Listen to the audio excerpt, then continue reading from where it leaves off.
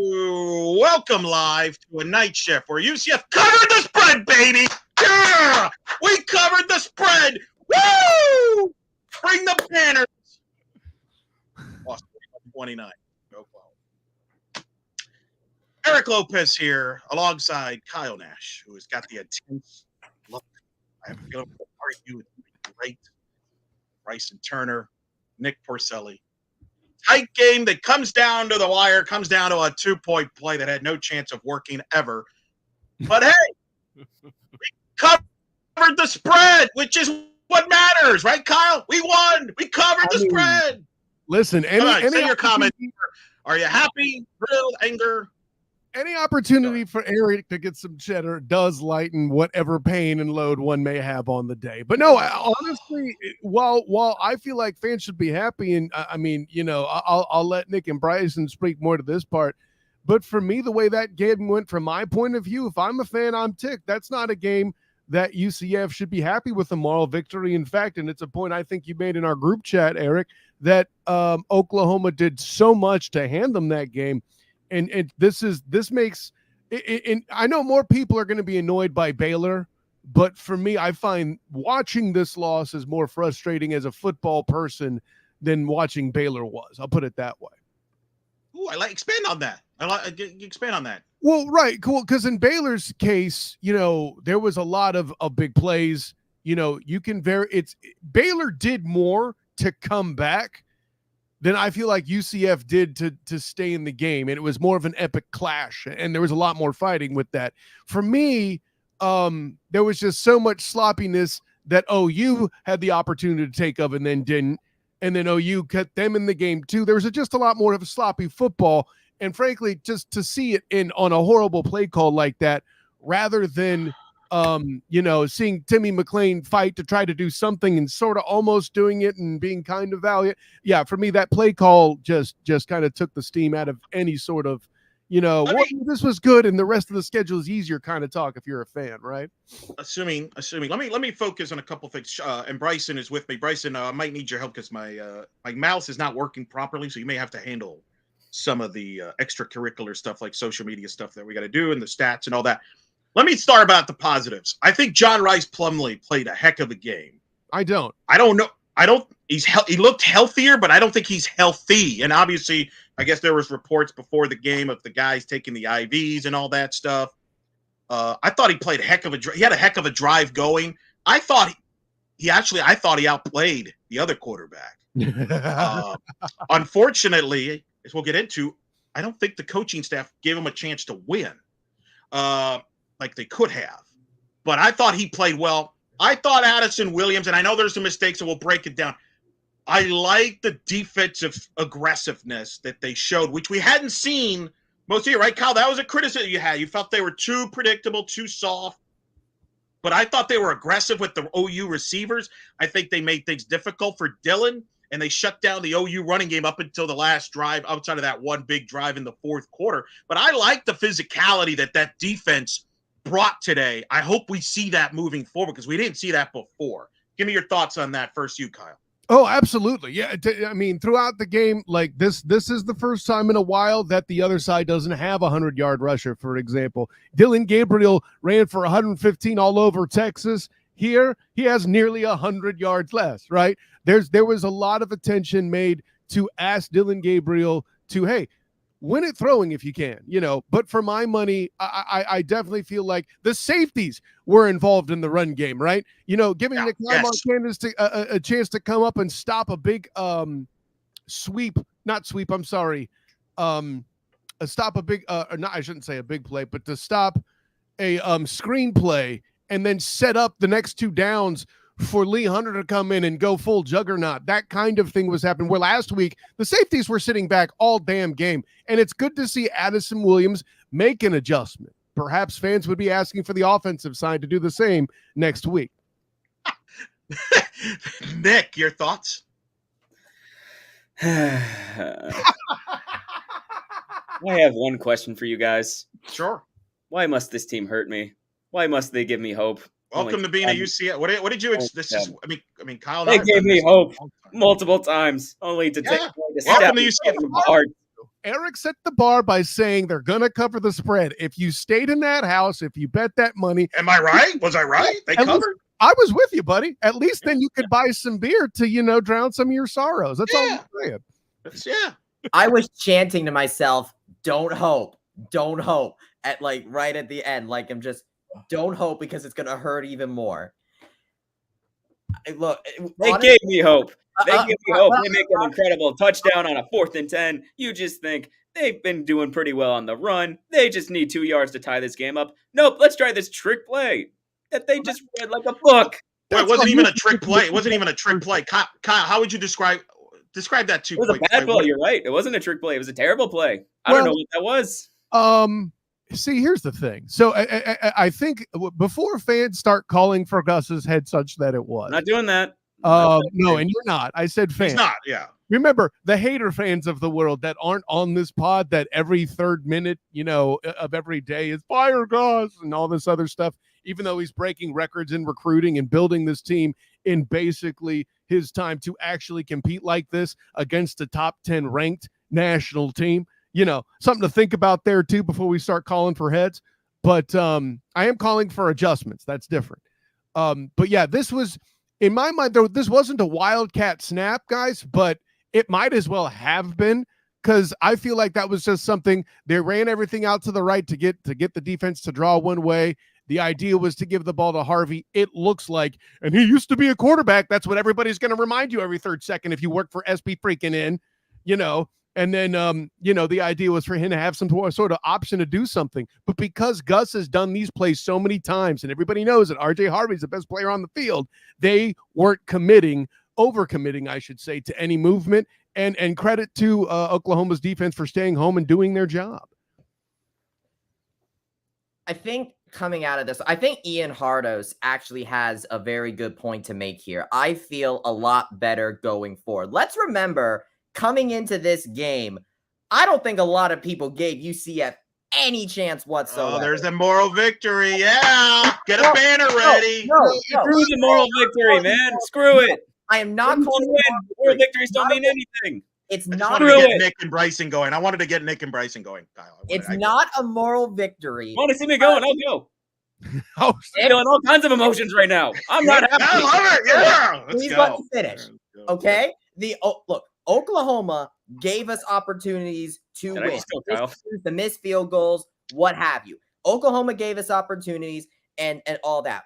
That being said, this team looked better than it has over the last 2 games, which tells me that the bye week went well. Well, it helped, and you play the number 6 team. OU kept you in the game because they don't have a kicker, because he can't make a kick to save his life. So we were fortunate. I agree with Brian W. Peterson in this regard, though. You didn't have to do the trickery. Right. You were beating them up physically. You were the more physical team. That was the and then the 2 calls, the only ones that I have a bigger problem with, the 4th down play, the 2-point play, whatever you described it. 3rd quarter, you get the interception. You've got the ball in their territory twice in that 3rd quarter. You had third and long. You run the ball, basically settling for the field goal. You're not going to win in this environment by kicking field goals. That to me is the biggest reason they lost. They settled for field goals when they shouldn't. And that's the strange thing. You're doing all these trick plays, but yet on a play like that, you're going conservative. And I know the argument is going to be, maybe they thought they could break a run there. You don't want to take a sack because you're out of field goal range, but you're not going to beat this team settling for field goals. You had a chance to grab the game by the throat in that 3rd quarter. You didn't, because you outplayed Oklahoma in that 3rd quarter. And you only up 6, and you knew it was only a matter of time before Oklahoma was going to get going in that 4th quarter, which they did. The only correction I'll make, Eric, is, and by the way, everything you've said is correct. The only thing I think that's defensible, and this has to be mentioned in the name of fair criticism and analysis, is the one thing I think when that whole situation went the way that it did, the concept was hey, listen, we got the turnover. We must get points off of that turnover at all costs. Fair. So, okay, that's the first one. That's the first one. The first one I'm fine with. Yeah. That's fine. I'll give you that. What about the second time? Oh, no, I got nothing for you there. Yeah, that's more infuriating. That's not even the most infuriating field goal, though. The one that pissed me off is Wow, Nick! Look at Nick, man. Kyle, we're unleashing Nick here. This is a historic. They gave me show. hope and they ruined it. This is me. You'll get used to this. You'll get used to this. Hope is a dangerous thing. Hope can drive a man insane. I'll get your Shawshank stuff out of here a minute. The most thing that's say it after I'm done, Bryson, because I think it'll wrap up your bow nicely. The most thing where Nick's correct is he's not just I'm a UCF fan and they did good. Statistically, you were given hope. There was math and science going your direction, and then it all went to heck. Okay, what's the quote, Bryson? Hope is a dangerous thing. Hope can drive a man insane. And look, and Bryson's right. There's a lot of positives you'll take from this. The problem is this is a type of loss that could carry over to next week. And that we'll get into next week. I don't know, are they going to be able to regroup and be ready to go at 12 o'clock tip, a kick in front of a crowd that's going to be flat? Because let's be real, the students aren't going to show up. This was an 11 a.m. kick. I'm just saying. 11 a.m. kick. Yeah, but it's different when you're fired up for the number 6 team on the road. You're at the environment, great UCF tournament. Yeah.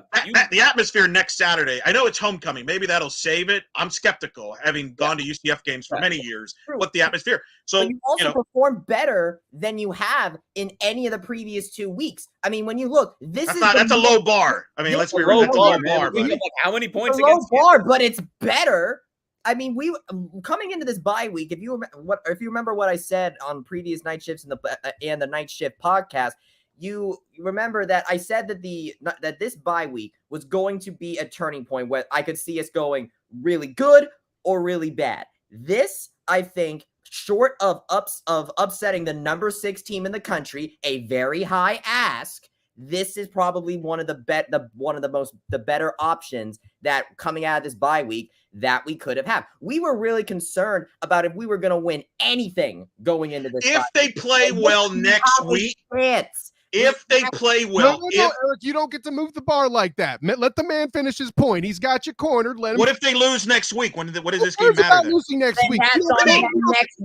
Don't move the goalpost. But you're making the case that this game could turn around the season. Not if they lose next week. No, he said it could turn around from what happened in Kansas. At that point, after that Kansas game, we were all in a place where we were wondering that same thing, just as analysts. Can this group even pull something out of the sky? Now, some of us did remember our preseason to say that they'd be 6-6 and the easier schedules yet to come. We'll see what happens. But getting John Rice back and doing what they did against the number 6 team in the nation. Well, John, he's the one I feel the most for because he played his bleep off. All right. Like if anybody wants to criticize him, go shut the bleep up. Get the hell out of here. Actually, with all due respect, I'm going to have to criticize him. Why? You can't come out 16 for 13 and expect to win the game, expect to convert third downs, and then everybody else get blames for red zone troubles that aren't you. Now, great, in the fourth quarter and that final drive, he did something at the end. Kind of like Dylan Gabriel did last week, and we're supposed to think he's suddenly a Heisman candidate. But the rest of the game, he didn't do enough, and he was often. Was he given a chance? We don't know how does he. He still doesn't. He's not 100% healthy. And that's the part. That's the part that I feel bad criticizing him because for the situation he was in. That's why I'm saying if he was 100% healthy, I would agree with you, Kyle. But he clearly didn't run. And if he was 100% healthy, they would have run him more. They would have ran him in the 2-point conversion. Right. That's a great point, Nick. I thought of the same thing you just did in there, Nick. That if he was 100% healthy, that ball's in his hands on that 2-point play with his legs. He gets it, but I don't know if he gets it either, Kyle. But I think that's what they run if he's healthy. Maybe. And look, Bryson, you're right. They play with heart. They play. They passion. They were especially defensively. I was happy. The biggest positive for me is defensively, they played aggressive and physical, which we hadn't seen all prior to this. And that's a credit to Addison Williams, who's taken a lot of grief. He's a young coordinator. They played aggressive. Hopefully that's a carryover for next week. If it is, they're going to win a lot of games. If that's a carryover, we'll see. So I agree. I think that, and I complimented the defense. Again, people jumping in, hey, what you said.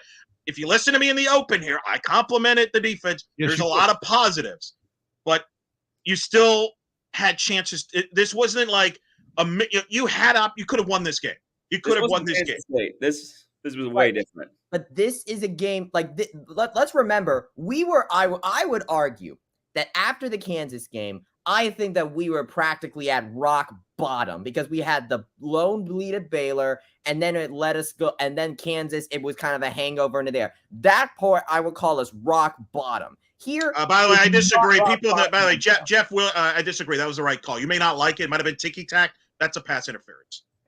That had nothing to do that they were still going to kick the field goal.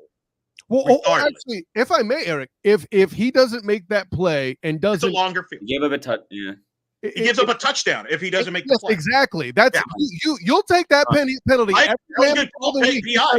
2-point conversion miss isn't even a thing. Yeah, but that didn't cost him the game. That was look, when you look at it from every single perspective, you can see that call was flimsy. But imagine being the ref in that circumstances, and the times I've seen pass interference calls get explained. When I saw him put that arm around it, even though I knew he wasn't yanking or anything like that, I'm like, they're gonna call that.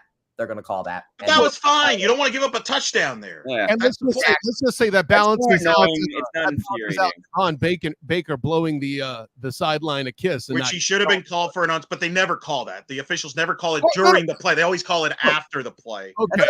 Yeah. For the record, Jeff, that doesn't mean that we don't think the call that for me, it doesn't mean that I don't think the call shouldn't have been called. I understand why it was. It's just the reality of the call. But Kyle's making a good point. Like, Baker should have been called for taunting during the play, which would have wiped out the touchdown. But they never called. No, I was talking about the interference call. I was talking about the pass. We're talking too much about the officiating. It had nothing to do with the result of the game.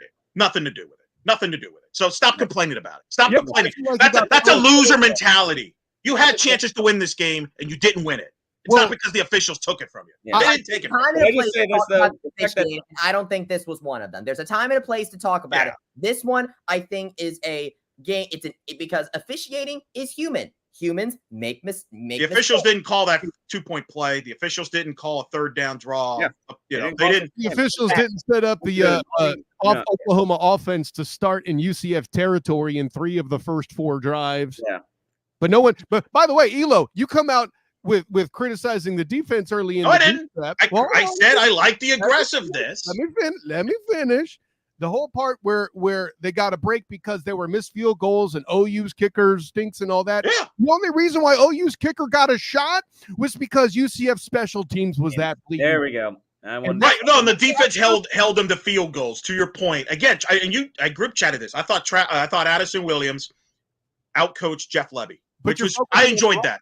What we need to see is somebody to coach up Mitch McCarthy a bit.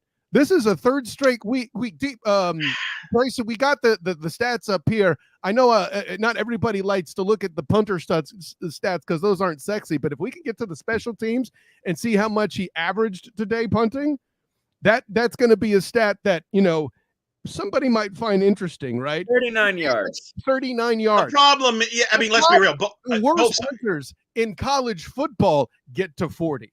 Okay, well, I think both. 3 weeks he's been 39 or lower. You can't have that happening. Now, granted, you can't punt the ball 7 times and expect to win either, but you can't give up good field position to a guy that people allege is a Heisman finalist. I don't care what pair of socks you wear.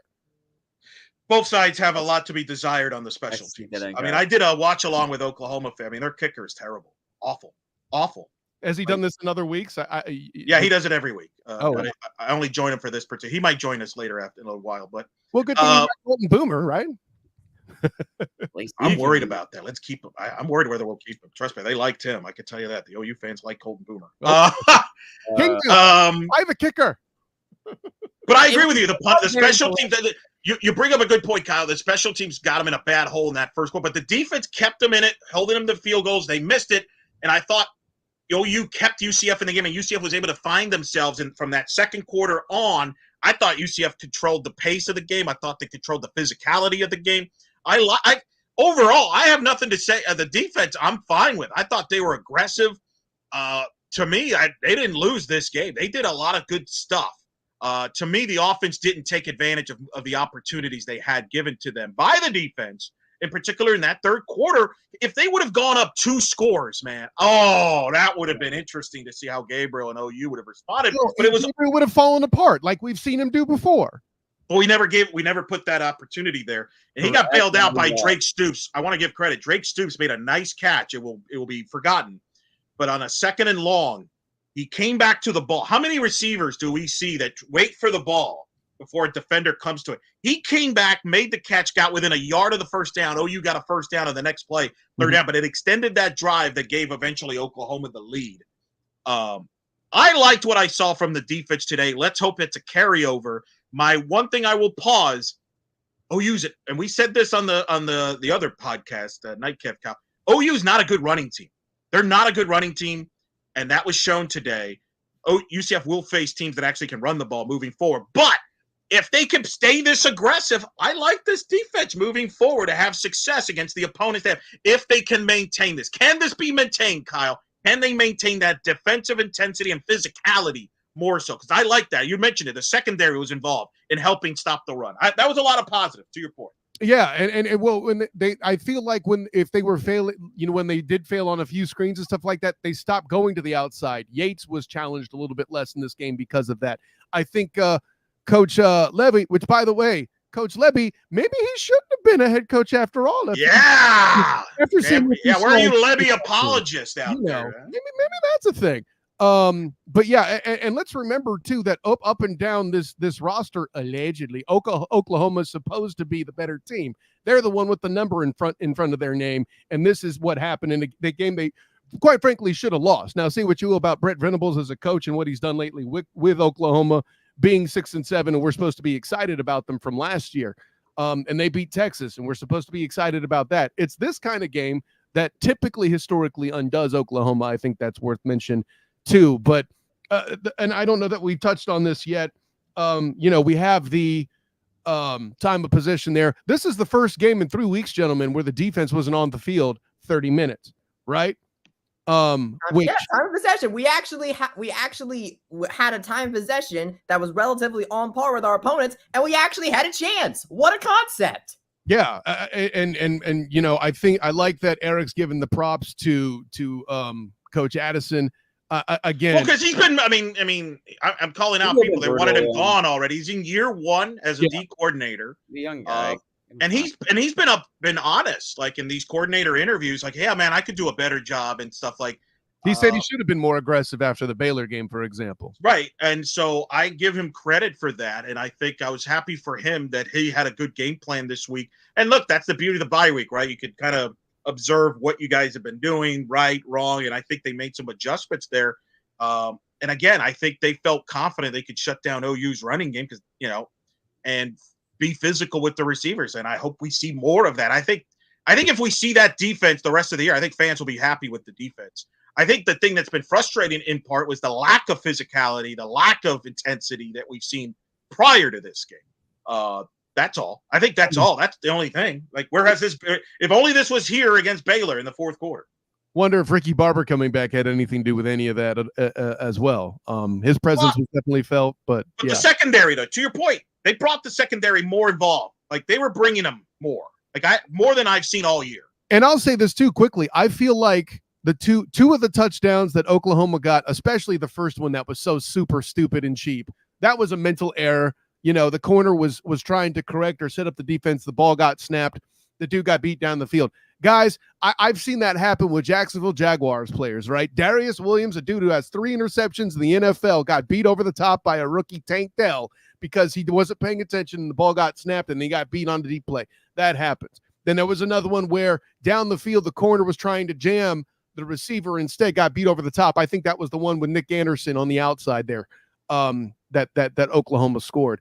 Those are 2 little plays that made this game what it was. I mean, granted, you could say the same thing of Oklahoma and that RPO where Javon ended up blowing everybody a kiss. But, that there was just, this is how close that game was against, again, the alleged number 6 team in the nation. By the way, I don't think that'll hold come Monday. I think Oklahoma's going to drop a game or 2 before this. If there is one thing that I remember about the Big 12 over the course of being a college football watcher over like my time living, is that there's always those Big 12 games where a team you think has no shot goes in and either does it and either covers the spread or just flat out beats it. I remember Iowa State has been a team like that before, where I always think there's always going to be that one game where Iowa State comes in having no shot, and then they go Then here comes Brock Purdy. So but essentially UCF is really fitting into the Big 12 in that regard. But the punchline I think is that this game we came in and no one thought we had a shot. And I think the return of Ricky Barber, I think the returning injuries helped. The return of Ricky Barber and also the return of John Rice Plumlee, because as I watched John Rice Plumlee and the way the Oklahoma defense worked, I kind of noticed something, and I want to see if you guys agree with me on this, is that I think defenses really respected John Rice Plumlee's ability to pass the ball more than Timmy McClain can, because that was how that one pass where Plumlee was on the run and then threw it. You don't have someone ignoring the receiver when they're expecting John Rice Plumlee to run the ball. And I think that's the big difference of his very presence on the field, because people are much more, worried about the pass getting to them. And so that lets UCF. Well, I mean, the debate's over. Plumlee's better than McClain when he's close to healthy. To Matt Dolan's point, JRP nearly 100% better than McClain 100%. I can't confirm that. Like your X's and O's points, I don't necessarily agree with Bryson, but what I will agree with is from a spiritual and team morale standpoint, 100% him being on the field. And experience. He's just more experienced. McClain does have a better ability to make something out of nothing. More importantly, he protected the ball. He threw away some. He didn't take bad sacks, turn the ball over. That's something that hurts McClain's game, but that can be edited out. In my opinion, we haven't seen his full potential yet because he's still so young. He still needs to be developed a little bit. So maybe him at his best is better than JRP. That we don't know. But right now, JRP is 100% better than McClain. I think also it helps that John Rice. Kyle's brain spinning. Let Kyle talk. Let him talk. Because let's remember, because there was a couple of plays where Plumlee got tackled. And Kyle, I know you want to talk about this, and I don't think we've gotten to it yet. I did not like the O-line performance this time.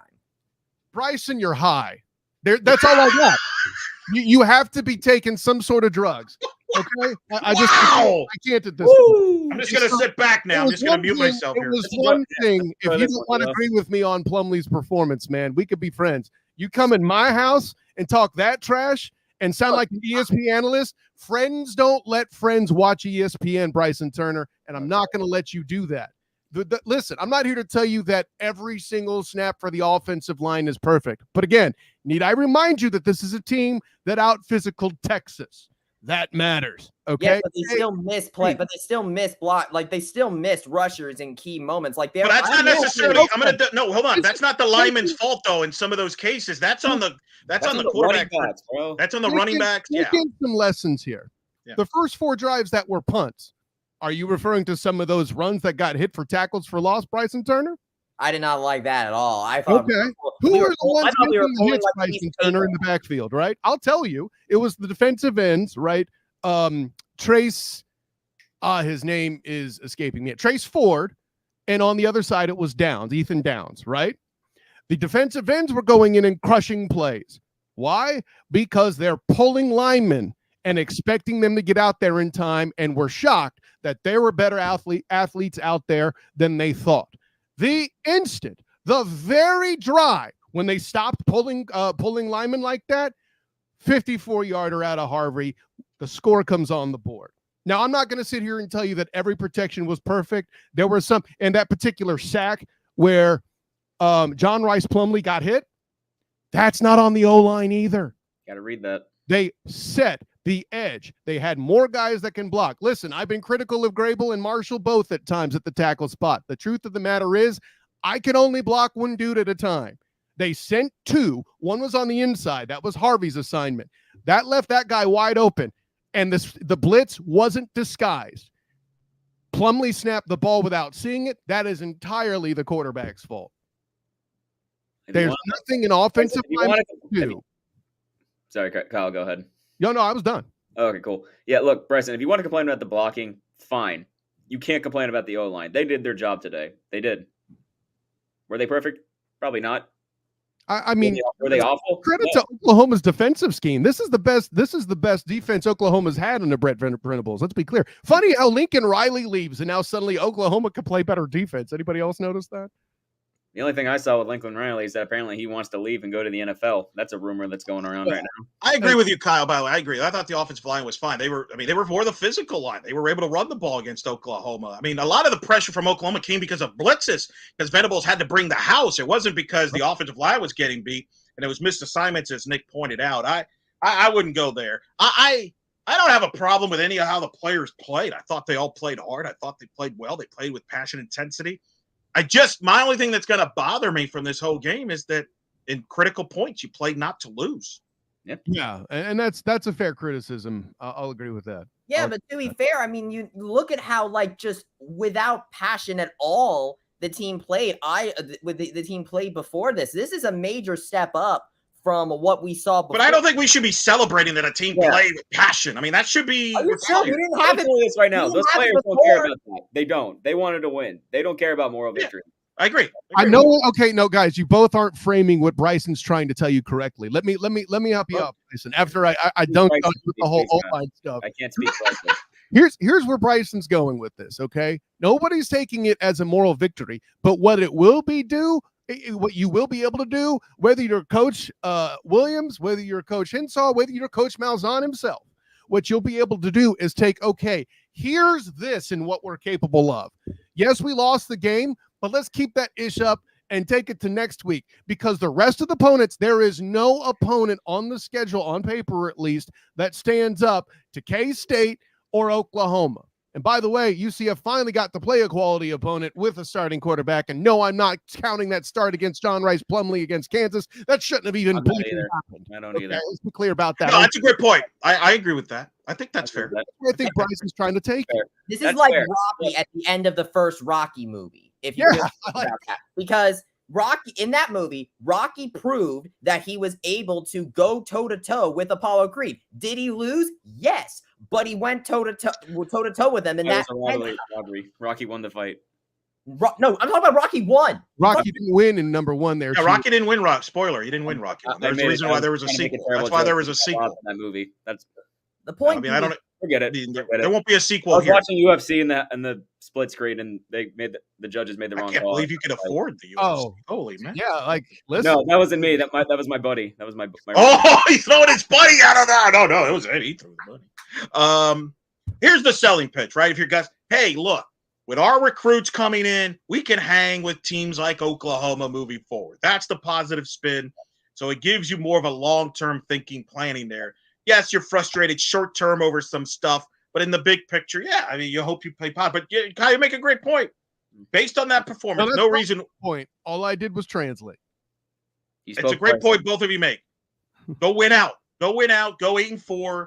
Go play in the sponsor blank bowl and build that momentum. Hey, we said have to win out. It's going to be a good thing this year, though. Don't go mocking a bowl game when we said. Oh, I mock bowls all the time. Kyle knows this. That's just him. Look, one thing I actually will point out, because I don't think we actually have managed to mention this quite yet, but I feel like this was one of the better games of RJ Harvey's season. Because I was really, because RJ Harvey has been one of the best players on. Townsend was really good too. Don't get me wrong, but like Townsend, Javon Baker, RJ Harvey, those three guys, I was really impressed by today. The closest thing I would say is that Townsend could definitely try to just edge up on ball security a little bit. If I tell you, I had a heart attack on that one. The stuff that I saw from RJ, Javon, and Xavier were just absolutely great, and they're a big reason why UCF had a shot at all. I remember with RJ where he juked out that Oklahoma defender and made something out of nothing. That's the big thing I think this offense was actually able to do, is they were finally able to salvage plays that started on the back foot. It's not all the time that you have to do that, but when you're able to do that, when you're able to respond to adversity, they're able to actually have a shot. And I think that's actually been one thing that the big difference here is they were not able to respond to adversity the past 2 games. Here, they did. Did it mean they won the game? No, but they actually had a shot, which is something that in the second half of the Baylor game and the entire Kansas game, it didn't look like they had, with the passion and heart being a part of that as well. But I think a lot of that is also making something out of nothing. Yeah, probably was. Wow, Eric Edwards. I mean, everybody going after Bryce. You see what you started, Kyle? Look at this. You're was high on the midseason grades. Look, I am sorry if you've seen me. I am a very forgiving. I'm a very forgiving. Yeah, you did give a lot of positive grades. Yeah, Kyle's grades were dead on. Thanks on the round table there. Well done, student of the game. Well done. Can we stop talking, guys? Matt, stop talking about the pass interference at the end of the half. That didn't cost you the game. I'm sick of this. What do we do? Officiating was bad on both sides. I don't want to hear it. That was oh my God. Yeah, really? We agree with you. Let me build on your point here, Bryson. Here's what I liked about what you said about the adversity. It's just look at that final drive, right? The adversity was all over the place. John Rice Plumlee finally passes in a way he hadn't in basically the entire second half, leading me to have to be critical of a guy with a bad knee who has illness, by the way. I don't, like I said, I'm not criticizing the man, but his performance had to be more, right? 4 for 4 for 16 on third ain't going to cut it. And it's not his fault. I know he played his butt off, and him being there helped this group play as well as they did. Don't make this so much about John Rice Plumlee, but being there and being there and let him finish, guys. Let him finish. But Bryson's point about adversity is perfect in that Plumlee did, Baker did, and then the coaches shrank from adversity. I'll tell you this, as a guy who had suited up and played semi-pro ball, if they had come in with that play call and they didn't believe in me to finish knocking the guy the hell out in front of me to get those 2 yards, I'd be a little deflated too. The thing I want to know, and I'm going to answer Matt Dolan's question. He asked it, does UCF win if the DPI and interception at the end of the first half isn't called? Remember, he intercepted it, but it was the pass interference. They're still complaining about the officials. Yeah, they're still talking about that. No, they finally find a way to lose. The thing I don't know, Kyle, and we may not know until the end of the season, what percentage is JRP's health as far as his legs? Because they didn't there was no design runs for him until late second half. And I don't know. I don't believe that was by design. He can't. And again, I just wonder if his legs are 100% healthy. Maybe they're not going to be healthy. I mean, that's just the way. I mean, he was wearing a Stone Cold Steve Austin knee brace. Well, he looked a bionic man. Touchdown, if you remember, the first touchdown was a short yardage, but a short yardage. It wasn't like it was a simple play. It wasn't like, hey, let's take this one 70, 80 yards.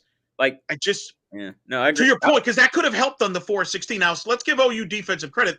They had some mixed coverages, blitzes that wasn't picked up that contributed to the third down. I know it ain't it. I don't care how good the other side is playing on defense. But you're right. I mean, part of that is on the quarterback. What was Oklahoma on third downs? Do we have that? They were not good at all. They were 7-16 there, so below 50%. That's not awesome for a defense to be giving that up. Going into this game, UCF was something like 105th on third down, something silly like that. So yeah, I mean that's certainly better than what they've been doing against. By the way, I'll remind the world that this is an alleged Heisman finalist quarterback. You're not letting that go, are you? You're not letting that go. I mean, I agree with you. But Oklahoma is Kyle Nash. I'm on your side, Kyle. Oh no, this isn't just for anybody on this panel. Listen, having to watch Dylan Gabriel get entirely too much hype, even as a guy who defended him in 2018, is just annoying to me. That's why, because he's at Oklahoma. And again, I told you this that's why I said he made, at the end of the day, whether we liked it or not, he made the right decision for himself. Friends don't let friends watch ESPN. That's all I'm saying. What are you going to do? Watch Fox Sports 1? If that's what it takes. At least I don't hey, listen, at least I have a better shot of muting them since they're not in the stadium. I agree. Now, this is a good question, Jeff. Will JRP's runs next week be a bigger indicator? That's a great question. Yeah. Going forward next week. I'm not sure. Well, so here's the thing. We're talking about JRP's health as if it's going to be some sort of a static number. There's no way his health increases week to week playing football. This isn't baseball, guys. You don't really get to rest, in the same fashion, that you would playing football and practicing for that. And I'm not talking trash on baseball in general. I just like the fact you actually called it baseball. You didn't call it stickball. I don't remember the last time. To bring in some sort of professionalism here. I'm sorry. I didn't mean to make any less of your title as the Sultan of Stickball, Elo. And there it is. There it is. Couldn't even. I like it. I like it. I kind of missed it. At any rate, I'll take it. Nice. I feel like since the bye is already spent, there's no universe where JRP's healthy improves from here. And in fact, it's only going to get worse throughout the season. I'm not here to say, expect to see Timmy McClain sometime soon, but also don't rule it out. Yeah. By the way, RJ Harvey's going after So RJ Harvey just tweeted at a fan. You always got some negative to say about me. Come to Wayne Dench, please.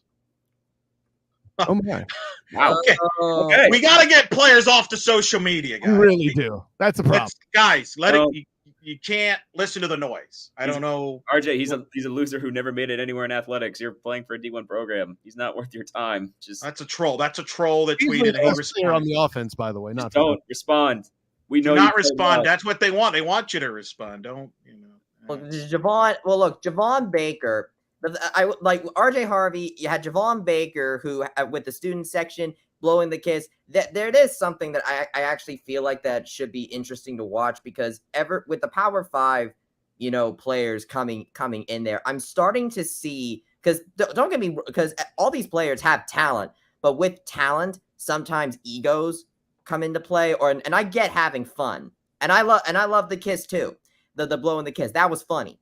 But I think that when you go onto social media, for instance, I think that there's that issue of, don't engage with those types of things, and what's the word? I guess it's more like focus on the play and not on the extraneous factors or something along those lines. I don't know. Easier said than done, Bryson, and you're probably right. But here's the practical thing I would do. Help me out with this, as the young guys on the panel that actually know how to use the My Faces and the space books and all that. Yes, that's a joke. What if I'm the communications person and I'm working with the players, all I teach them to do, hey, you're going to turn off notifications for @. That's all you got to do. That's true. That is actually a very good that's a good strategy. See, young person approved. Booyah. No, listen, I agree. I don't understand. Like, I always, from a broadcasting standpoint, I don't go to social media during the game. It's funny, like Bryson will message me during the game, but I won't respond. They're like, dude, I just checked your message, because you don't. It's a distraction. Why? Don't go there. Like, do not. If I was an athlete, I would never go on social media after a game. Like, why would you do that? Yeah. For the record, I don't do that. Expecting you to respond. It's more like This is something that 2021 Bryson probably would have done. Not. By the way, no, I encourage you to message me. I'm just, I'm fine. You're one of the few people that I'll actually respond to during the game. He's trying to be practical, though. Listen, I'm there so you have the note. I don't expect an instant response. I know exactly where he's coming from. But All right. I want to give Kyle only a couple more minutes, because he's got to write all this. Which, hey, you got a good game. You got an interesting game to write about, Kyle. Yeah. Where does this team go from here, Kyle? Where does it go from here? I mean, I hate to be cliche about it, but there's two things I would only say to move things along. Convert your third downs and go full Al Davis on this beast and just win, baby. You could still listen. This team showed me that they're bowl game worthy today more than any other. You came out against the best team and had your best game. Keep building that itch, because the last thing you want to do is start getting that label in your head that you play up or down based on competition.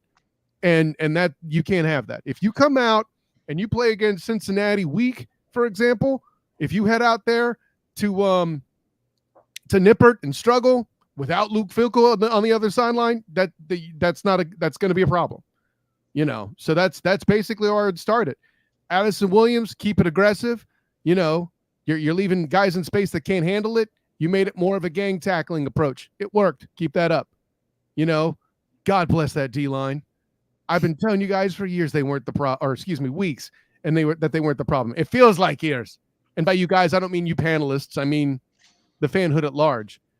And look, 29-44, and they still played miles better. And it's just a matter of 15 seconds difference, that being below that 30 minutes on the field. Anyways, I'm waxing far too poetic. Those are the things I would say for success moving forward, Elo. Those are some of the poetic stuff we can expect to see on your night class here. That's right. I've got that actually quite a bit along. So it shouldn't be too much longer before we see night class post on blackandgoldbanneret.com. Bing! Ding! There you go. Ding. All right, we're gonna let you finish that article and then enjoy some time with the family and stuff. Take advantage of this early kick, sir. Is it going to be even a night class this time? It's more of like a mid. It could be like a dusk class. Wow. Well, wow. It'll drop at around 5 o'clock. They're going to be booing you from dusk till dawn. Not with the puns. No puns. Quentin Tarantino movie. I love that. What's the matter, Nick? Don't you enjoy your pun? Once you finish that set, oh my god. You walked into that one, buddy. You walked into that one. Anyways, the evil thing. If I don't, it's not complete. And I don't want to do the scream with the like a CSI Miami. I'll blow out my microphone. Anyways, gentlemen, in honor, joy, and privilege, it'll be up at around 5 o'clock. That still counts as night class. I'm sorry, Bryson. Sun's going down early anyways. But in honor, joy, and privilege, guys, a lot of fun doing this with you as always. But until next time, class dismissed. There you have it, folks. Hey, buddy. Kyle Nash, letting him go there. Give me both your thoughts here, as I'm going to try to get my buddy on as a guest here to give his quick thought, if my computer allows it. But go ahead. It hurts, but if they keep playing the way they did and prove that this isn't a fluke and they were just playing like this because they knew they had to give their best against a top 6 team, then, and we can maybe in the future see this as the turning point of the season, then maybe I'll look back on this game differently. But, obviously a lot of good to come out of this, but it still hurts. But we'll see if time heals the wound. This time around, this team was actually able to run the ball. I think that one thing I've noticed over the past couple of games is that we were not able to run the ball effectively. This time, we were actually able to do that. And in turn, it allowed them to respect the run and let the pass game be able to actually have something going for it. And then, in turn of that, the offense was out on the field longer, and that allowed the time possession to go up. Notice that at the times that we were the worst out on the field then was when we were going 3 and out. Like I remember that 3 and out for example, that 3 and out that we had right here, like these plays right here. And if you notice, very as soon as that happened, Oklahoma started coming back right here. So I think that the fact that the time of possession was very encouraging, and I think this is the type of thing where the coaching staff is going to learn from a game like this. This is the game where you like, okay, this is what we need to do to win the ball game. We did. The only reason I think that we didn't win was because of Oklahoma being Oklahoma, and they still, of course, there's a reason why they're number 6, even though I think that it is overrated. They're still a good football team. So I think that you take this and you run with it. It's rocky. Yes, you lost, but you prove that you actually have something. And I think you're able to compete. I thought it was going to be like that against Kansas State, but then again, that was with Timmy McClain. This time we have John Rice Plumlee, who everybody was giving the preseason hype to, by the way. But people respect him. And when he's on the field, I think that it just opens so much more opportunities for this UCF offense. And his experience comes in. That also helps for making something out of nothing or succeeding even when you start on the back foot. The point is that there's a lot of positive directions in those little aspects of the game that UCF was able to do this week. And if you keep succeeding at those aspects against teams that we will see across the rest of the schedule, then I think the first Big 12 win is going to come sooner rather than later. All right. I want to bring my buddy on, my former producer, Sean Forster, who I did a watch along for 3.5 hours. First of all, I demand credit from you, Elo, because Yes. You watched a game like that with me, and I was cool as a cucumber. You were calm. You were calmer than I was. I have experience in games like this through the previous administration, but I gotta say, I know I was listening a little bit earlier. I know you guys are upset with the outcome. I promise you, our fan base is miserable and wants changes up the wazoo. They want Jackson Arnold at quarterback, fire Jeff Lebby, Dylan Gabriel. That was all the no one wins. All is great in the world of a blue blood college football program, but it was a heck of a football game, and you guys brought it to Norman, and some fans will say you caught us asleep, but Plumlee made some plays today that I did not expect him to make, because I really thought he was going to be super dependent on his legs, which you see a brace and a sleeve like that. It's like, oh my God, how is he allowed to play wearing something like that? But no, the dude, I think I was most impressed by some of those screens he made. He had a bunch of guys in his face, and he got them out the last second. But man, I was impressed by him today. There you go. Yeah, that's why I wanted to bring on Sean here, Bryson and Nick. I want to give the other side's perspective. First of all, OU fans are always great. I would assume that the feedback from the fans that and there were a lot of UCF fans. They showed him on the TV that made the trip. I'm sure he got treated well with OU fans. I heard your fans yelling "boom." Yeah. So that's how quiet it got today. At some points, they were. And Sean, tell the people where you obviously have a YouTube channel. You do a lot of OU content there. You and I have done some stuff together there. We'll do some of this stuff again for some of the other OU UCF sporting events. It will not be as intense for men's basketball, but maybe softball will be a little awkward. But give me your perspective from what you saw UCF, because I take it. Obviously, there's the OU side of things, and I get all that. But you mentioned it. You were impressed with Plumlee and I'm sure some other things that UCF did there. Well, what I was disappointed with, it's like, okay, I knew going to this game that like running the football could be a struggle at times, unless it was Dylan using his legs or just able to get around the edge and get something down the sideline. But I was super disappointed with my team not being able to take advantage of UCF's inability to stop the run. It didn't really start to click till the fourth quarter, which was like a giant red flag to everyone. And this is not an excuse. It's just exposing our running game. Tommy Walker, which is our starting running back, who was a walk-on, by the way, was unavailable today for personal reasons. I don't know what they are, but it was enough to miss the game. But the fact that you have 5 scholarship running backs who were highly touted on some level were unable to take advantage, and you combine that with maybe some problems with the offensive line, like pass protection for the most part this year, I've been satisfied with. Run blocking, not so much. And you could say Caleb Schaefer, who filled in for Matire today, had some big whiffs, and you had a true freshman, Caden Green, at the other side, who played very well late in the game against Texas a couple weeks ago.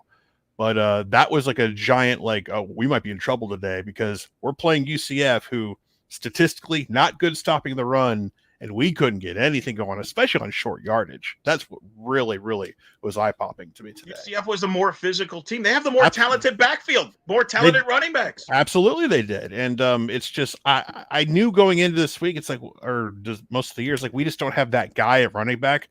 That's hopefully next year with Taylor Tatum. But even so, it's like, it's just a lot of questions you got to ask yourself, like, do any of the young freshmen get a shot? Does Caleb Hicks, Dalen Smothers get a shot at some point? I don't know what it is they have to do to get on the football field, but DeMarco Murray is he's got a pretty high standards, and if you can't do it all out there, you're not going to play. So there you go. Nick Bryson, you want to ask Sean a question? I do. I want to just ask, because I thought I heard somewhere that OU that I want to get a Oklahoma fans' reaction to our the kicking, because on both sides, actually, because I mean, obviously those missed field goals definitely kept Oklahoma from really establishing momentum early. But then, of course, to add a little bit of insult to injury, the last name of the opposing kicker is Boomer. My question to you is, does he like covered wagons? That's the number one question we ask all potential transfers in the pro. I'm sorry, did I say that out loud? No, it's bad. We desperately, we do not have a kicker this year, and it showed in the Texas game a couple weeks ago. It really showed today, but he would. I think he would. He's already got a comfort level kicking field goals in Norman. So you know what? It's possible. It's wild to see that kicking game being so different like it was. I mean, Colton Boomer, I told you. 46-yard field goal, no big deal. We got that. I was like, oh, I wonder what that's like. And let's remember, by the way, if you add think about this, because if you add those missed field goals, the final score for this game, all things being equal, besides those field goals, it would have been 37-29, which is a much worse looking score. Well, the thing was, the 2 missed field goals, it could have been 13-0, and it allowed UCF to kind of settle in that second quarter. Sean, we said that on the watch along. Those 2 missed kicks are big, and for you guys, that's a problem moving forward. How many times can you get away with a kicker missing kicks like he's done? Nothing. Well, I hate to pile on the kid, but you can't give away points like that. No, absolutely. And the thing was, the game started like the defense started played very well for the first quarter. It was like, well, I mean, we're struggling on offense, but if we just don't let UCF score any points, everything will just be hunky-dory afterwards. But that wasn't realistic but I go back to Plumlee. It's like, okay, how is he? Because I've watched him, I watched like film him back at Ole Miss. It's like, dang, that dude's fast. But, with that brace and that sleeve, he probably wasn't going to do a whole lot of running. He did enough to get the job done. But, yeah, just, but it was just overall, just the physicality wasn't there for this team. And I think, not to take away from performance, I do think part of it had to do with you get that extra week of everyone patting you on the back for winning the big game 2 weeks ago. And you don't. And so I told Elo this, like I said, I would have expected a kind of a somewhat let down performance, like if it was a week after Texas, not 2 weeks.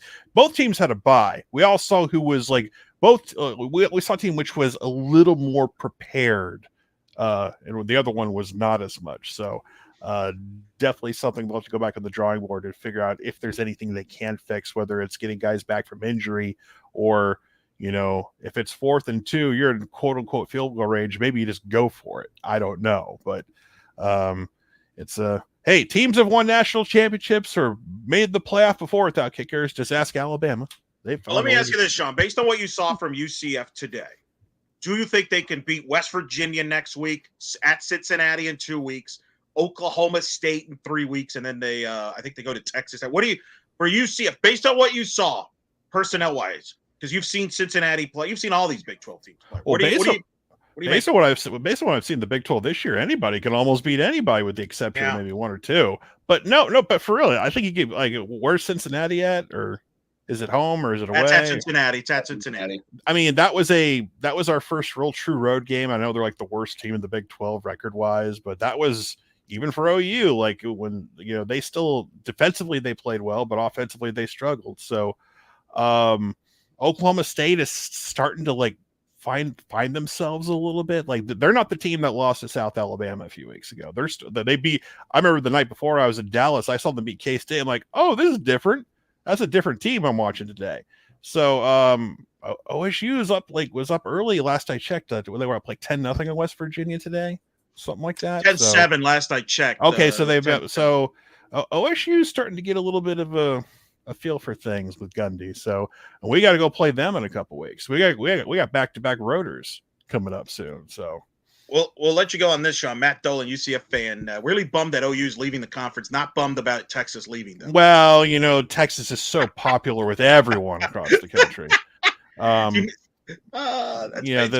They're just such fine folks who, they get all the benefit of the doubt, even though they haven't won anything in over a decade and a half. So it is what it is. So Texas is back when they haven't really.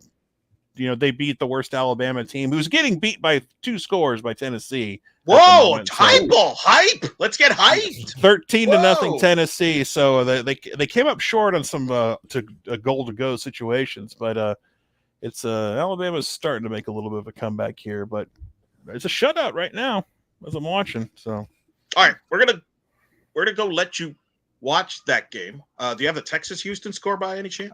Texas up 14-0 last I checked. So I think they're taking care of Houston. They're having a better comeback performance than we are right now. So All right. Well, Sean, thank you for all your help this week. We did a lot of good content. We did a preview. We did both on both our channels. So I just want to give you a good game. I actually enjoyed watching the game with you. I did. Which is going to set the bar really too high now when we hang out for the UCF Oklahoma basketball Well, listen, game I just want to say I hope everyone who was able to go to the game had a good time. Was able to enjoy the atmosphere, but never come back again. We hate you. We don't scare us like that ever again. All right. So. But in all seriousness, a good game, folks, and catch y'all on the other side. Thank you, Sean. Sean Forster, check him out on his OU channel. Sean mentioned, and I actually can't believe I forgot about this, but the parallels are very interesting to me. Oklahoma was coming off probably the biggest win it's had in a little bit because, of course, of the adversity they faced last year. They come off of this major win, beating Texas, and they had the bye week of that kind of hangover effect. While in the case of UCF, they are coming off of what is arguably their rock bottom stretch, where they still haven't gotten a Big 12 win. And you could make an argument that they kind of had that fire under them because of that now, and especially with getting John Rice Plumlee back. So you have this kind of team very down on its luck, but passion team versus this Oklahoma Sooners team who's coming off of its biggest win, and all of a sudden this kind of makes, I think, a little more sense. I mean, what do you think? You think it kind of there was a little bit of a post-Texas hangover with them? I mean, maybe, but they had a week off too, so who knows? Who knows? Who knows anything with UCF? I think Mark Soskin said it best. UCF has its mojo back. That's what matters. We hope. We'll find out next week if they still have the mojo. We hope. Chris, UCF played a smart game. Plumlee's a great athlete, and Malzahn can coach. That's complimentary. Look at that. Very positive. There we go. Like that. I think our commenters are having to do the reverse of what usually happens, where we have to serve as the therapist. I think you guys are helping me get through this. Yeah, I hope so, Nick. Yeah. No, yeah. I mean, look, we do not want to use the term moral victory because we lost this game. All right, I'm not, because we could have won, but we didn't. And I think that's definitely worth criticizing. But like I kind of said before, this is Rocky 1. This is Rocky 1. Nobody was giving us a chance coming into this one, but we held our own. And even though we still lost, I think we proved something, that we actually are able to play a solid football game and not look completely out of it, like it was in the previous couple of games. This is an improvement, and that's all I was looking to see from this game. Like I said, hope is a dangerous thing. Hope can drive a man insane. I did not have hope that we were going to win this game coming into this one. So the fact that we made it as close as we did, I'm all right with that. The biggest thing now is, where do you take this momentum going into the next couple of weeks? Because if you end up playing in relation to your competition, then that doesn't look very good for you. So I think I think this attitude towards this game, our reaction to this game, is going to be colored by how UCF finishes this season. Bryson, if this is Rocky 1, when do we fight the juiced up Russian? On the schedule. Dolph Lundgren, baby. Come on. Don't forget Clever Lang, Mr. T. Who's our Ivan Drago? Who's our Clubber Lane? Who's next? Let's look at the rosters of the next Big 12 teams, and maybe we'll find out about that. I don't know. Maybe that Gundy quarterback kid, for all we know. I don't know. Long ways to go. We'll see what happens. I think you feel this loss is different than Baylor. I know what Kyle meant, that there's some things within the Oklahoma game you could have done that could have won the game that you couldn't do in the Baylor game. I still think the Baylor loss will sting more long-term than the Oklahoma loss. It's at home. You can't, yeah. Yeah. And maybe this is that's the definition of this season, a couple of painful losses. We'll see. I think, can this team go, Matt Nolan, now we got to be careful, because Matt Nolan made a great point earlier. Prior to this week, we're thinking, man, this team may not win another conference game. Now we're saying, well, they can win out. So we kind of overreact to every performance. Hopefully, this is a start of a consistent pattern on the positive trend, because they should get some confidence by the way they played. The concern is there a hangover, like you said, Bryson, from this game going over to West Virginia, which is going to be a noon kick? I mean, you tell me, Nick, you're the student. You are the leader of the pack. Will people show up at a noon kick next Saturday? I know you're not. But you have obligations. You're literally out of state. Yeah. I'll be racing in North Carolina. I mean, it's homecoming. I think they will. Might be getting my schedule mixed up, and I'm pretty sure Shaquille O'Neal is DJing before the game. DJ, and I think they even announced what time he starts. It's like yeah, you have to show up. People will show up. Shaq leads us to victory. I like your notion there. Shaq Bryson, are you showing up? Are you showing up, Bryson? Put him in the game. That'd be awesome. No, I am. No, I am definitely going to be looking into doing that. Look, the good news is that I believe if I'm getting my schedule right, I won't have exams for a little bit, which is good because I have been swamped with them for the last week. Grad student life, baby. But I am definitely going to be looking into doing that because homecoming is always fun. I still remember I still have my duck from last year, so that's always the duck fun. Did you get elbowed? Who did you elbow to get that? I didn't elbow anybody. I basically kind of pinned it to somebody's like lower leg in order to grab it because it ended up landing in the water and I had to go down and grab it. I'm still bruised from Spirit Splash. Yeah, but those are battles. Those are battles. They are. Well, we're gonna have one this up. It's gonna be a busy Friday. Busy time. UCF obviously will host West Virginia noon Eastern next Saturday. FS1 will have the game. Don't know who the commentators will be or they'll probably won't be there. Busy weekend of UCF athletics. Volleyball is playing as we speak. They're down 2-1 last I checked, Bryson. I don't know if you have an update there. They are. They're just starting set number 4 right now. UCF came out of the gate strong like they normally have. Got the first set. The second set actually went into kind of extra point territory, but Baylor manages to sneak that one out. And then Baylor firmly kind of got momentum back in their hands by kind of solidly winning set number 3. So now they're going into set number 4. So it'll be interesting to see how UCF volleyball responds because this is the start of that gauntlet we've been referring to. That's on Plus. You could go ahead and watch that. Sunday's game is on ESPN. Make a note of that. ESPN 1:00. Baylor UCF volleyball. First time UCF regular season will be on linear television. ESPN. It's not ESPN2. It's ESPN. The voice of volleyball. Paul Sunderland will be calling that match. So that's a big deal for volleyball. Men's soccer tomorrow night. Playing against South Carolina on the road. If they win that, there's a chance they could be the number 1 ranked team in the country next week in the polls come out. They were number 2 according to the committee that came out Friday night. And then women's soccer in a huge match Monday at top 10 BYU. A win by Coach Sahadak and the Knights in Provo gets them into the NCAA tournament. A draw keeps them in the mix. A loss, and they may have to do some work in the Big 12 tournament, which will be in Round Rock, Texas. So lots going on, gentlemen, but we're going to wrap it up because otherwise I'm going to pass out. I have not eaten anything all day or drank anything all day. That was my mistake. That's what happens when you agree to do a watch-along and thinking, I'll dip out at some point during the watch-along, and then you stayed for 4 quarters. But, hey, it was a good game, and this was a fun show, gentlemen. Thank you to Kyle Nash. Check out his night class on blackandgoldbanneret.com. Thanks to all of you, Deal. Appreciate all the comments. Let's see. Do we think we upgraded from Levy? Yeah, that's your problem.